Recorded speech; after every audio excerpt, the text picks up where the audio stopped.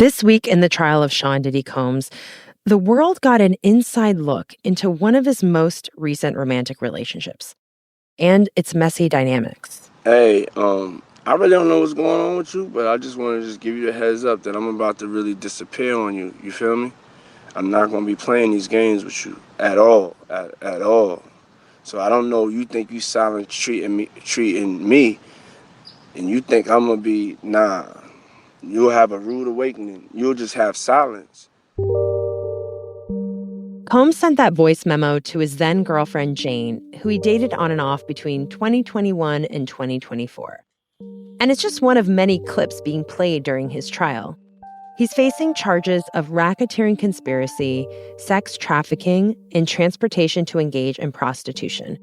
He has pleaded not guilty. Jane has been on the stand all week. That's not her real name, by the way. Jane is her court-approved alias to protect her identity. And both the prosecution and defense have been trying to use these clips to support their arguments. For the prosecution, Combs was manipulative and Jane was a victim of sex trafficking. To the defense, Combs was a warm and affectionate partner who was just really into Jane. Hey, baby, we had a great time. Stay in the light. It's all good. Get your rest. You are the crack pipe. That's my new name for you, crack pipe. Or should I call you CP? Style reporter Ann Brannigan has been in New York covering the trial, and she has spent days listening to Jane's testimony about her relationship with Combs. Going into the trial, Jane was really this X factor. We didn't know anything about her, and in fact, she is quite central to the government's case against him. From the newsroom of the Washington Post, this is Post Reports. I'm Elahe Izadi. It's Saturday, June 14th. We're continuing our weekly coverage of the trial of music mogul Sean Combs, also known as Diddy, Puff Daddy. Today, Anne explains why Jane's testimony could be so crucial in this trial. We'll learn more about Jane's messy relationship with Combs and how it's playing out before the jury determining his fate. Combs faces life in prison if convicted. And just a heads up, we'll be discussing sex, drug use, and violence in this episode.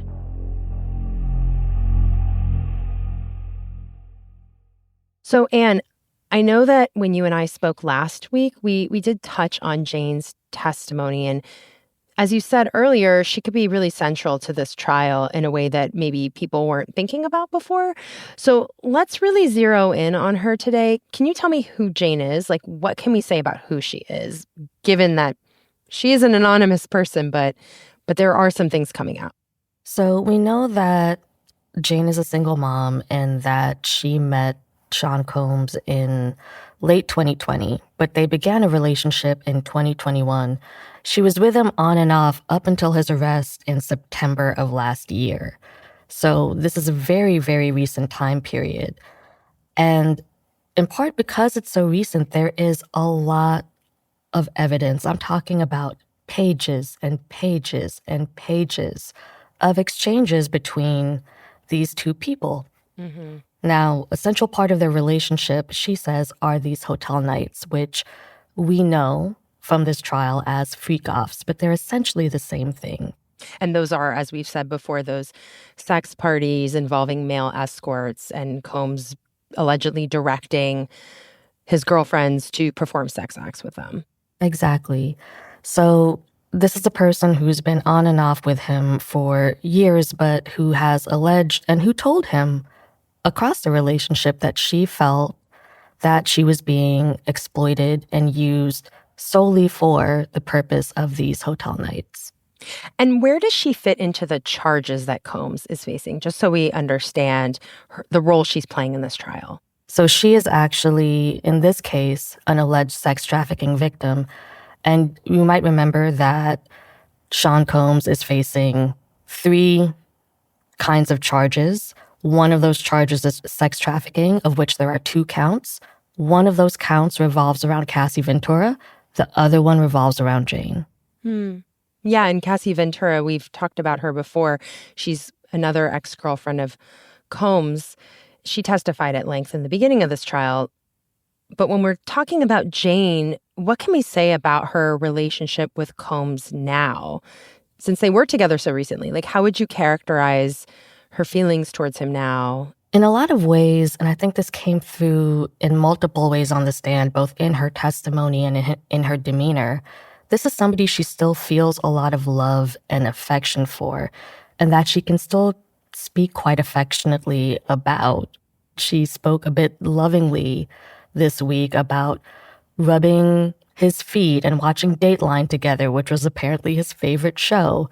So this is all very recent. And she also said that she only recently started seeing a therapist about these experiences that she's had with Combs. So she's somebody who's, in a lot of ways, still reckoning with those experiences as she's testifying about them. They're still entangled in a lot of ways. So one thing that we discovered both through the direct testimony and the cross-examination is that Combs paid for and is still paying for counsel for her, and that he's still paying the rent on her Los Angeles home, which she moved into in 2023. Wow, it's pretty fascinating to think that this witness for the government is, still entangled with him in that way. I wonder, hearing you talk, if she also filed a lawsuit against him, like the other alleged sex trafficking victim in this case we talked about, Cassie Ventura. And just as a reminder, Ventura filed her lawsuit against Combs in 2023. We now know they settled for $20 million. A lot of other people after that filed lawsuits against Combs. Was Jane one of them? Right. So dozens of people have filed lawsuits against him. Jane was not one of them. And on the stand, she said multiple times that she never sent a demand letter, which is what you would do before you file a lawsuit against somebody. She hasn't filed a lawsuit and does not plan on filing a lawsuit. So I guess given all of that, why is she testifying? Simply put, because she was asked to. She was subpoenaed, and so she's compelled to testify and to give honest testimony. An important part of that is that she also did get immunity for her testimony. And as a reminder, she's not being paid for her testimony, and she will not be paid once this trial is over either. And actually, up until very recently, she was actually meeting with Sean Combs' defense. So, wow, given all of that, I would want to know more about what Jane shared in her testimony about her experience with Combs. Like you said earlier, she participated and was involved in these hotel nights. That sounds very similar to what we heard earlier in this trial from his other ex-girlfriend, Ventura. Did anything stand out to you in Jane's testimony that was distinct from, or maybe different than what we've heard before? Was it the same? So there were really, really striking similarities between her and Cassie Ventura's allegations. And in fact, she ends up talking about those allegations further on in her testimony. But the real significant similarities here are these freak-offs, which she and Combs referred to as hotel nights. And like Ventura, she describes these as events that could last hours, revolved a lot around drugs, and in this case, she said ecstasy, and that these were highly choreographed, but they involved essentially a male escort who she referred to as entertainers. In one case, Combs' own personal trainer, or a person who trained Combs, was involved. And what stands out is the volume over a short amount of time, according to her testimony, that this was essentially their relationship, was hotel nights. And it was a source of frustration for her very early on, because what she wanted from him was a romantic relationship. Now, from the beginning, she said that he did say he was polyamorous and that she was okay with that because she wanted to spend time with him. But that relationship evolved, or you could say devolved from her perspective, into promises of luxurious trips, of one-on-one time, of quality time, but always with the caveat of needing to do a freak-off. Now, there's also a monetary aspect of this that's really important. So we talked about the home that Combs paid for in Los Angeles in 2023. Now, this coincides, she says, with a time period where she was being more vocal about not wanting to participate in these hotel nights. And that they came to an agreement, what they call a love contract, where he agreed that he would pay her an allowance of $10,000 each month. And that allowance, she said, she put towards a home that she and her son lived in. So was she testifying that she felt forced or coerced into doing things she didn't want to do? Exactly. The home is the thing that comes up again and again, because she said that after she moved into that home, she felt obligated to, quote, perform in these sex acts with these entertainers, and that she never wanted to do that. All she wanted was to have alone time with Combs. And so there's that element of feeling obligation, but also the coercion of being promised this relationship or being promised sometimes fancy gifts or trips, but that they always came with this catch.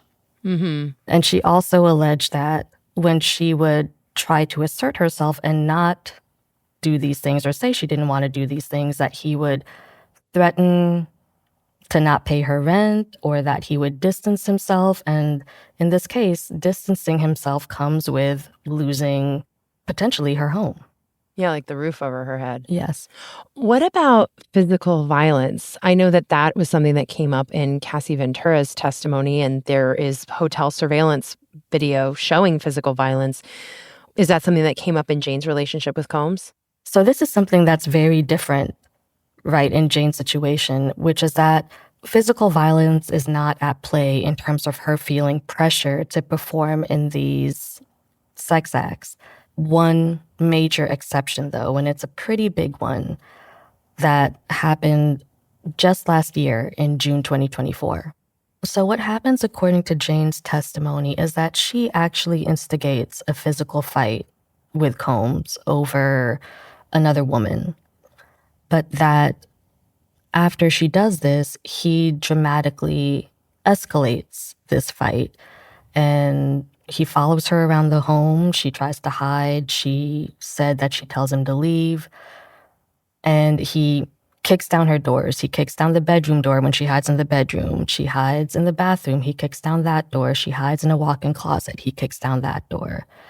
And what she describes is a fight that stretches out over several hours, and that includes him punching her in the face a few times. She alleges that he kicks her, he has her in a chokehold at one point, and that after all this is done, after they have this massive fight, a fight that they've never had anything like before, he tells her, "You're not going to ruin my night," and makes her put on lingerie. He calls over an adult film star whom they've had freak-offs with before and tells her that she needs to have sex with him. And I mean, what you're sharing is really intense, and there's echoes of it from testimony that we've heard earlier in the trial of events that took place like a decade or more ago. But one thing that really stands out to me about Jane's testimony is that she and Combs were together really recently, until like less than a year ago. What do you make of that? There's an incredible messiness, I think, to it because it's so recent, right? Because these two people are so entangled in each other's lives still. But also because of that, Jane isn't that far removed from these events. So unlike the rest of the trial where people are being asked to recall things that happened 10, 15, 20 years ago and can't, she is able to recall with a lot of clarity her state of mind during certain times. And as I mentioned earlier, there is a lot of evidence. She's somebody who committed to writing via text, via notes apps, also in voice memos, how she felt about all of this stuff. And since 2021, there is a string of her saying, "I feel used." She said at one point, "I am not an animal. I am not a porn star." And really articulating this deep unhappiness and this deep resentment about being made to, and she's used this word many times, to perform these sex acts. And he also was allegedly having these sexual encounters with her, and she was having these experiences while he was being investigated by the federal government. Yeah. No, that part is legitimately stunning. And I think the government is very aware of that as they're presenting her accusations, right? So to put this in perspective, this June altercation happens 1 month after CNN publishes that video of Sean Combs assaulting Cassie Ventura. So here's this allegation that he got violent again with a woman and that he was ordering freak-offs as the government was investigating him for this very thing. Because it's so recent, we also get a little bit of a window into how Combs was reacting during these pivotal times. So for example, the month before Cassie Ventura's lawsuit comes out, she and Combs have, again, another big disagreement, and she is very upset about these hotel nights. And then Cassie Ventura's lawsuit comes out, and she says that reading it felt like she was reliving her sexual trauma, that she was stunned that her experiences were reflected in this document in her words, word for word. It was a really, really stunning revelation for her, and it's something that they actually end up talking about in the days after that lawsuit was filed. So we got to learn through Jane, at least according to her, how Combs was reacting privately to that lawsuit. Yes, and not only do we have her account, but we actually have 2 phone calls that they had discussing the lawsuit. And come to find out, it's not Jane who recorded these calls, it was Combs. And to be clear, these are phone calls that were played in the courtroom because they are evidence, but they're not available to the public. And it was in these calls where she talks about what a hard time she's having, that she's having nightmares since the lawsuit came out, that it is word for word her experience. And we also hear Combs kind of cutting her off and, talking about how much he needs her support. So it's a really interesting window into this relationship at this point in time that's really a turning point for Combs. But there's also this one other really striking moment that she talks about, which is she is with him in his home in Miami when that intercontinental video that shows Combs beating Cassie Ventura, she is with him when that comes out. And so she witnesses the reaction that he had with his kids. She described, everybody kind of huddling and sort of figuring things out. And that when she saw it, she was incredibly shocked because it wasn't something that she had seen from him before. She hadn't seen that kind of behavior. And so it was really, really shocking for her.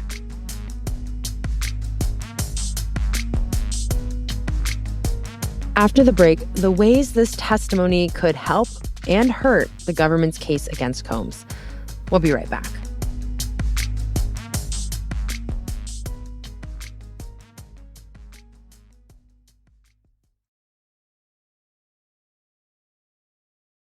And I think a lot of people listening and learning more about Jane's testimony could come away feeling like, wow, this sounds like a very toxic relationship, not healthy, reprehensible behavior, but also she is an adult who is making her own decisions here. Why is the government saying no? What she is describing is a crime.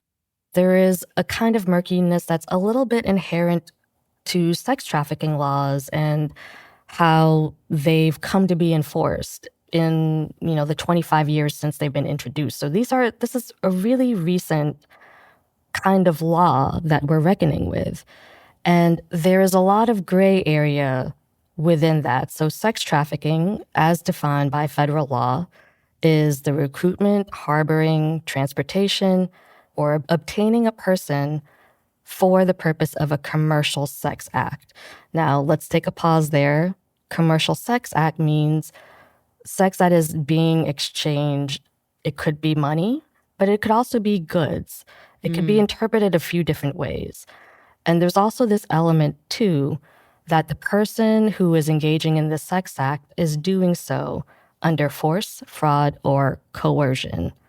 So, I see. yeah. So the thing that makes this an alleged sex crime here is the fact that she says many times that she does not want to do these things. So there's the element here of a lack of consent.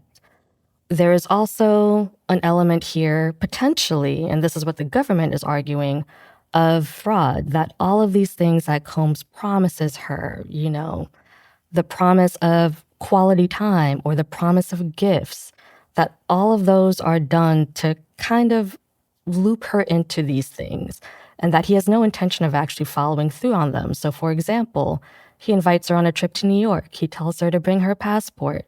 She's really excited. They talk about going to a nice dinner, going shopping. And she says those things don't happen. In fact, she comes to New York, and what do? They do a hotel night. And then there's that commercial or material element. When you brought that up, my mind immediately went to him paying for her home and her testifying that, she felt a sense of if she didn't agree or do what he was asking, she may not have a roof over her head. Exactly. There's this coercion bit that the government has been arguing that's directly tied to the financial control that he had over her. A big part of that is the love contract that we talked about before and the house that she lived in. But there's also a few other elements to that. So, for example, there's the drug usage that she said was a really big part of these nights, and which she said she only ever did with Combs. Yeah. Is it that because she was on these drugs, she was not in a clear state of mind to be able to consent? The effect of those drugs was to make her more promiscuous and horny, she said. So, yes. So you just laid out why the government is arguing why Jane is a victim of sex trafficking.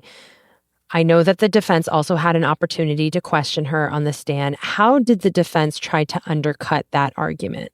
It was very, very similar to what they did with Cassie Ventura when she was on the stand. So they made her read a lot of text messages, a lot of loving messages where she's expressing love and appreciation for Combs, even after nights where they had a freak off. They made her read a lot of lewd and very sexually graphic text messages, which she referred to as fantasy talk. But that kind of alluded a little bit to some of those hotel nights. So casting her as consenting, as enthusiastic, as having caring and good relationships with even some of the, the quote-unquote entertainers, and also somebody who had a lot of sexual desire for Combs and was willing to be sexually adventurous for him.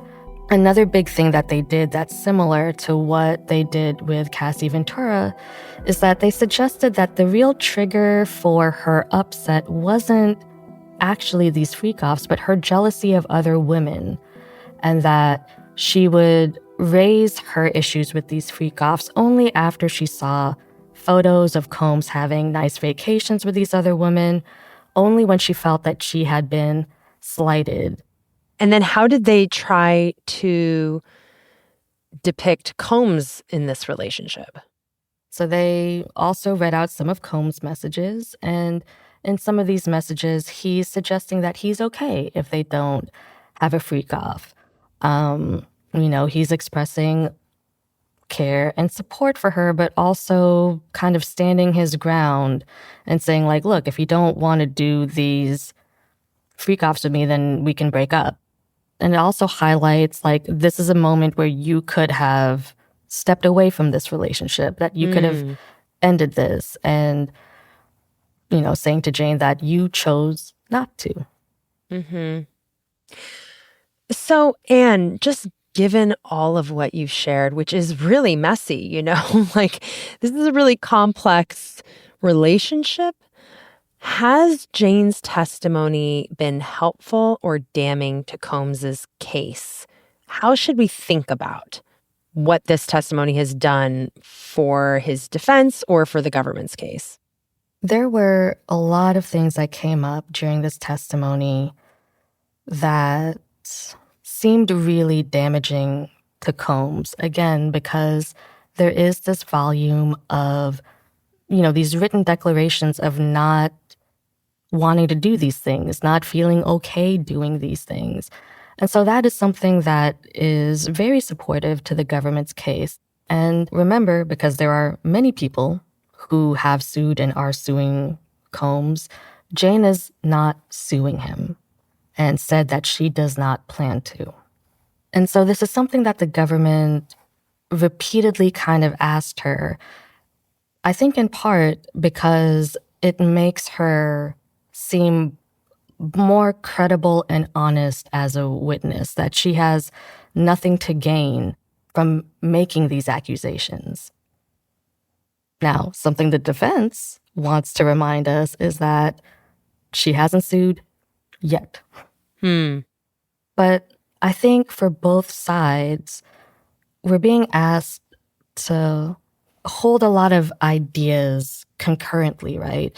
And so the framework I'm thinking of here, and I think what the jury will have to do is to deal with these really nuanced questions around consent. So for example, when does fantasy talk stop? If you consent to one thing, does that mean you consent to everything that follows after? Can you consent to some things, but not to others? Yeah, that's really complex.